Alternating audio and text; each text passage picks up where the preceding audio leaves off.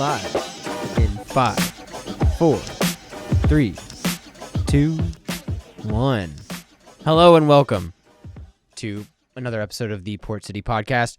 We have, if you don't know who we are by now, Yeah. I mean, I'm not going to introduce us, but Yeah, it's fine. Don't worry. yeah, we're back. We've been gone. Yeah, well, technically,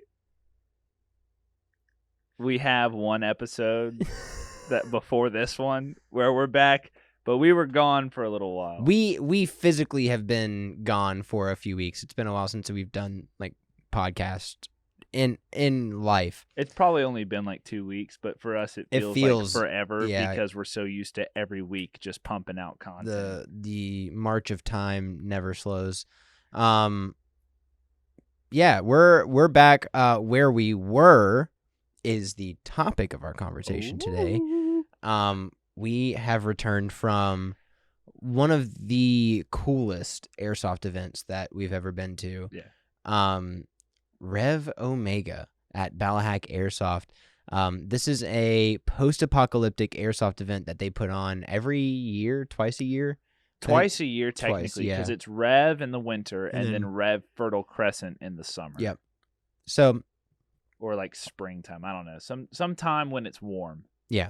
And yeah, so we're talking about that. We came from there up in Virginia about a week ago, 2 weeks ago, something like that.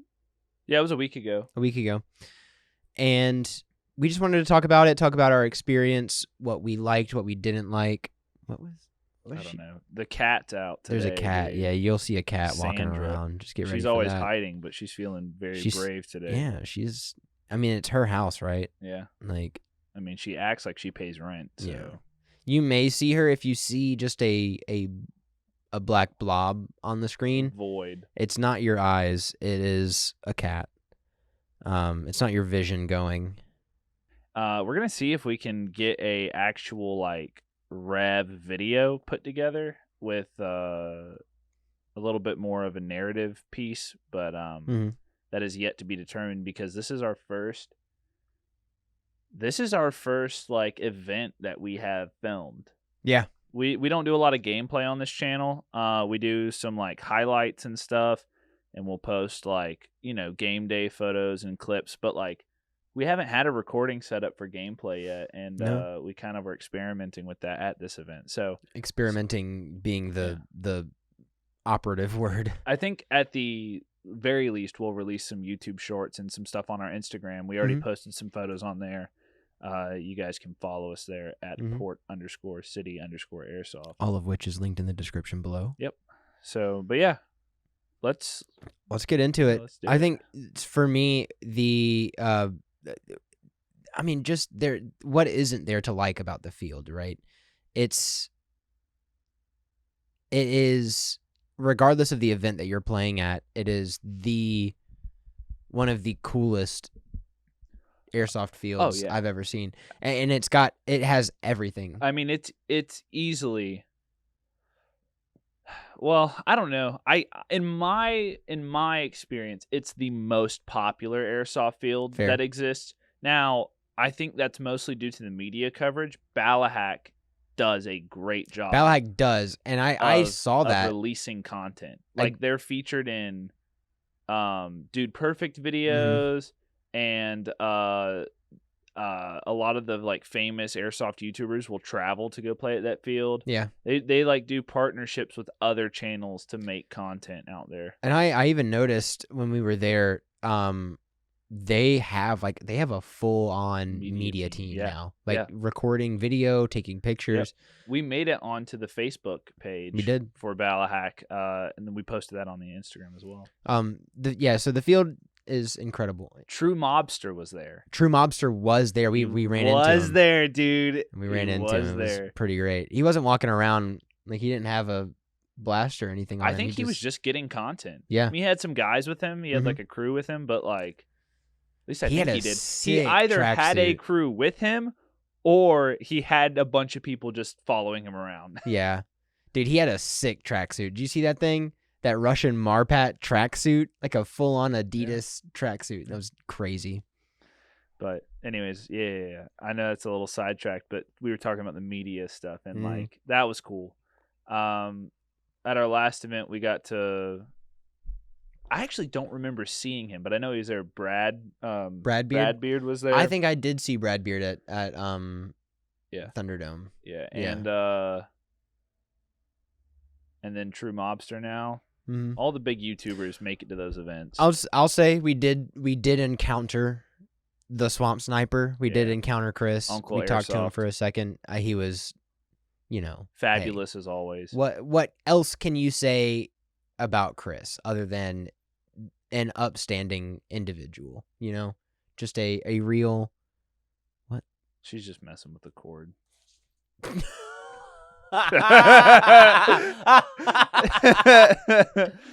Bro, chill, relax.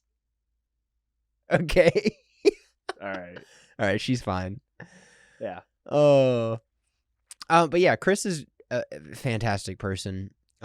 Super nice, and like you can just tell he cares so much about the sport and wants it to be successful and wants to make sure that it's being stewarded well. Yeah. And he does. And he does. He's absolutely destroying the game right now. In a good way. He's destroying it in a good way. And there she is, dude. Yeah, he does a great job. He has cultivated an amazing community. Yeah, for sure. I mean, dude, he gave a speech at the beginning that was just very much so like, hey, look out for everyone around you. Understand that as much as you are here for an experience, half of the experience is you playing the game, right? And that means your attitude going into the game and then your interactions with other airsofters during the Dude, I'm gonna have to go put her in the bedroom. She's trying to chew on the cable. She's trying to literally strangle herself. If she does it again, I'm putting her in the bedroom. Don't do it again, Sandy. She's gonna bite a hole in the. I think because you expressed a dislike for her doing that, she's just gonna do it more. Sandy. She knows. All right. Anyway. Onward. So yeah, like the community, he gave a speech at the beginning just about sportsmanship and your attitude and everything. And man, we didn't encounter a single cheater. Mm-mm. Not a single cheater over 1,300 people, 2 days, 2 full 6 to 8 hour consecutive. It was from 10 until 5. 5, yeah. So what is that? That's 6 hours. 8, right? 8 hours. Yeah. No, 7. 7 hours. 7, yeah, 7 nonstop. 1,300 people, 7 hours over 2 days. 7 hours, 2 days, so 14 hours total. Yeah.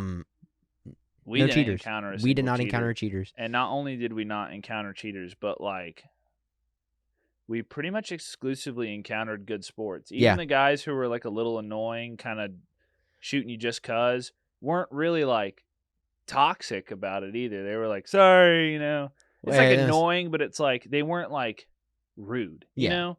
It's oh, all right. I had one encounter, but oh, you did? One guy was that dude at the very beginning, that first day, just for didn't yeah, dude, this one guy just shot us. We walked past him on the trail. Didn't even loot us. Didn't loot us. Yeah. Yeah. Yeah, that one was rough. Well, I also was watching that guy all weekend.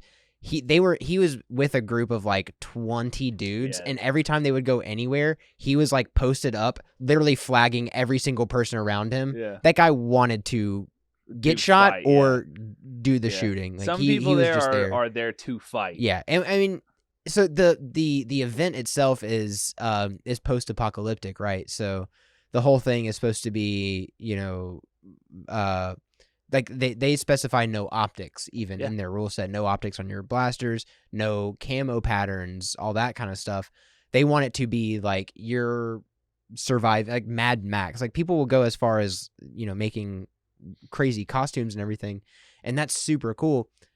And to me, that's kind of the point of Rev, right? Ballahack has other milsim events that you can go to throughout the year where you can dress up like a bear operator from Escape from Tarkov, or a just a straight up ranger or whatever. Yeah. And there were dudes that were dressed like that there. And I'm like, well, this isn't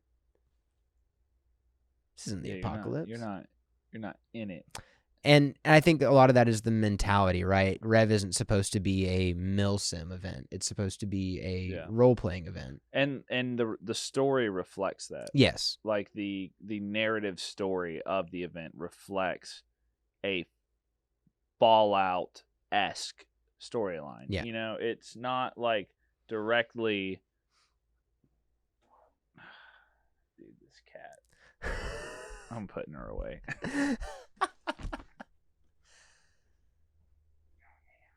Yeah.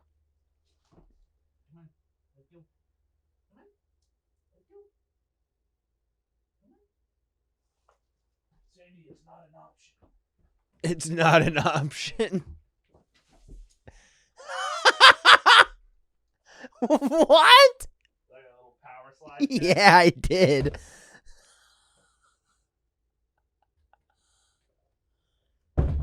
That was nuts. Y'all missed that. That was nuts. Dude, I tried to let her be out here, but she's not going to behave. She's not going to behave. Yeah, hit a little power slide to catch her. Do we never see anything from her until we're trying to do something, and then she's a menace? Yeah, because she wants attention. But she never wants attention, like when we're trying to give it to her. It's only when it's inconvenient. But anyways, the story reflects like the atmosphere, and that's a big thing. He asks all the players to bring it. He specifically said at the beginning, you make this event. The player makes the event. Yeah. And I thoroughly enjoyed it, and I think that at the very beginning kind of set a good tone. Yeah. The story, like we said, was really cool. It was a lot of lots of potential there. And we'll get into kind of some of the stuff that wasn't so great, I would say, or that made it, that I guess we maybe wish would have been a little bit different. I would say out of all the revs I've been to Rev 8, Rev 9, and now Rev Omega. Rev Omega was not as good as Rev 8 and Rev 9, in my opinion. But I think that's mainly due to the fact that they're changing the event, the way that it's laid out. Yeah. And I think, personally, that a combination of they were really relaxed on the dress code and the changes in the way that the main story is accomplished made it hard to fully immerse yourself in it this year. And that's just my experience. Obviously, there were so many people there. Plenty of other people may have had a completely different experience.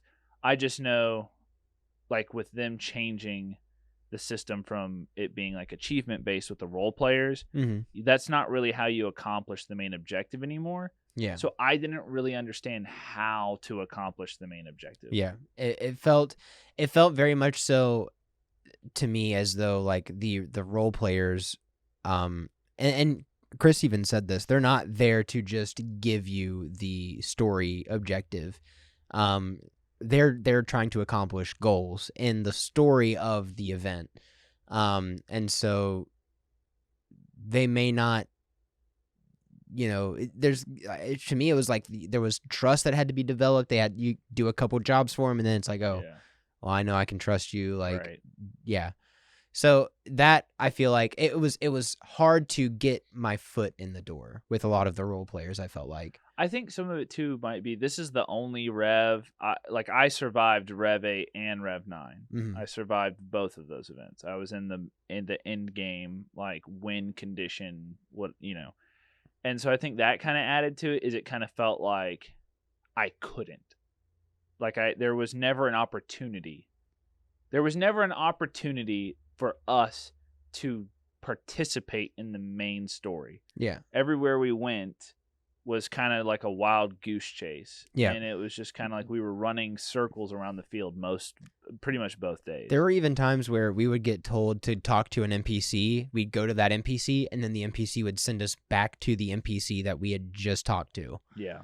And I was like, they said to come talk to you, so I don't know what Like, you're just sending us back and forth to each other. I think that's part of the changes is, I think maybe the role players, because there was a lot of role players there, the NPCs. They're invincible people who play a part in the story, who help kind of orchestrate the events. There's in-game And I realize events. saying NPC when it's a live action role play event, it feels, role players.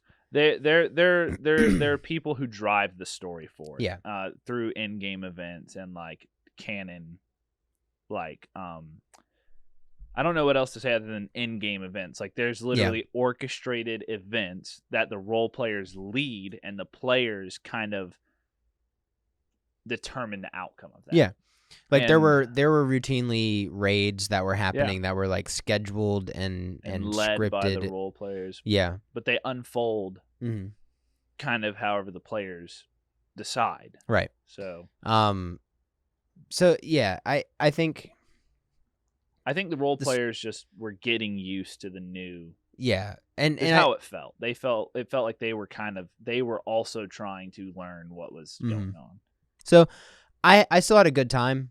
I think we both did. Oh yeah, overall great event. I mean, I highly recommend Rev to anyone, and we'll be back. Like, we're already planning our next Rev event. Dude, the one thing that kind of made me a little upset was the amount of times that I was watching, because I saw Chris out on the field a few times. Like, we would see him walking around, swamp sniping, and the amount of times that people would just, like, he'd be walking down the main road and someone would just turn around and shoot him, and then immediately put their hands in the air and like accept all of the BBs coming at them, and it was you just wanted to shoot Swamp Sniper. Yeah. Whether to have I killed Swamp Sniper, or to potentially be in whatever video he's making. And he said in his speech, was like, I'm a normal dude, come up and talk to me. I'd like to just play Airsoft like a normal person. Yeah. And I almost cried, dude. I literally teared up. Like, it's such a sad thing that what he's done for Airsoft is incredible, and it's so appreciated, and that's why he has the reputation and the following that he does. But it is so unfortunate to me that he feels that way at his own field. Yeah. He has paved the way for so much to happen in this community and this industry, and he has done so much for Airsoft as a whole. I think it's just people want to experience, like, being in his videos or encountering him on the field. But, like, yeah, I mean, if you are planning to go to Rev, don't bully Chris. Let him play. I watched it happen. Let him play Airsoft. It happened twice in the span. Like, he got 2 minutes. He got shot, got rezzed, and then walked 10 steps and got shot again. Yeah. For the same thing. Like, just don't bully him, man. Let him. He's a regular person. Let him play Airsoft. I have a special place in my heart for Chris, and that is, and like, I think we might have talked about it in the past some, but like, basically just I went to Rev 8 at like 14 years old or something like that, and had never been to an Airsoft event, and was having issues with my equipment, and just like couldn't get it to do what it needed to do, and the admin and the people at the store were unable to help me, and like, Chris personally made sure that he made sure that I got to experience Rev. Yeah. And that is what made me want to do this, like, to do Port City Airsoft, to do the podcast, to try to bring that attitude and that culture to our local community here, and online. Like, we want to pay it forward. And so I think, for me to see Chris have to get shot and revived every 5 steps was kind of rough, dude. I was like, I felt bad. Yeah. I mean, I was one of the people who gunned down that that other guy who shot Chris. We were all just. So many people had shot him at that point that I had my gun up, or my blaster up, but I had not pulled the trigger because I was like, there's like 20 people shooting this dude right now. Poor guy. Let him play, dude. Let him play. Let him play. He made the event, dude. Well, I mean, at this point, it's the Ballahack staff, right? It's not just him, but like he's the reason for the season. He's the reason for the season of Airsoft, dude. Let him play. Dude, Uncle Airsoft coming in with the good events. For those of you who don't know the Uncle Airsoft reference, we've kind of determined the family tree of Airsoft. Family you tree, have Daddy Airsoft, which is Novrich, obviously. Yeah, of course, it's Novrich. You have Uncle Airsoft, who is Chris. King of Airsoft is Evag Matt. And then what is it? Brother Airsoft is Dayton. Yeah. House Gamers. Brother Airsoft. Yeah. All of our favorites. Would Kicking Mustang also be another uncle, but like the uncle that you don't really want to go play with? I don't want to talk about it. Yeah. I don't want to talk about it. Dude, I was talking to my brother the other day. Yeah. Dude, and he was like, "Oh, I like the Kicking Mustang videos." You I was would. like, "Oh man, I don't know." No, they get clicks, dude. They get views. They do. That's He's why. like, "I like watching people get angry." It's like, Hey, yeah, you would get angry too if you got shot in the face full auto at point blank. That's not Airsoft. Do not be misled by that. That is not how it is. That puts Airsoft in a bad light. It's a very small portion of Airsoft. Yes. So, yeah. I mean, all in all, it was a fantastic event. We will definitely go to others. We already are planning our next trip. We're talking about that today of just which events we want to do next year and what we're looking forward to prioritize. We have people in our crew signing up to go to events for Ballahack in 2025. Yeah. Like we have people asking to go, they're like, I can't go next year, but 2025, I'm definitely going. I'm going. Yeah. And they don't even have those posted yet, it's a fantastic event. If you are able to go to either the Fertile Crescent or just the standard Rev in the winter, I would highly recommend it. It's quite an experience, and you won't be disappointed. I mean, obviously, we've said like it was different. It was not the same that we had experienced in the past, and a lot of that was just like we said, the new gameplay mechanics that they introduced. Some of it was just we've grown. We're different than we were when we went the last time. It's been like 4 or 5 years. We haven't been able to get a crew to go in that too. Several years. The crew we went to Rev 9 with was probably 8, 9 people. No, it wasn't quite that. It was you, me, my dad, Noah, Davey, Hamilton, Trey, and John Lorai. So 9 or 8. I think that's it. Who else? That's it, right? Yeah, I think. I'm trying to think through all the photos in my mind. Yeah. Yeah. That's it. So this year it was just 3 of us, but we're getting more people. It was a good time overall. Yeah. You got anything else? I don't think so. I mean, other than just thank you guys for watching. Be sure to check back every Friday for new episodes of the Port City Podcast. Check us out on our social media and our merch store, all of which is linked down in the description below. We've got some new items in that merch store. Brand new. So check those out. Make sure to like, comment, share, and subscribe. But most importantly, go play Airsoft. All right. Do we just get up and walk away? Did we do it? I'm just gonna. Can we fade into nothingness? Yeah, but we have to slip out of our